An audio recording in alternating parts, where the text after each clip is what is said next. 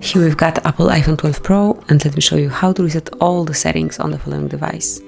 So first of all, you need to reach the settings, then find and select General, and go to Reset. Here at the top of the list you will notice Reset All Settings, so smoothly click on it, and then confirm that you would like to reset all settings by tapping on Reset Settings. Then click on it one more time to confirm that you truly want to perform this operation, and wait until it's done.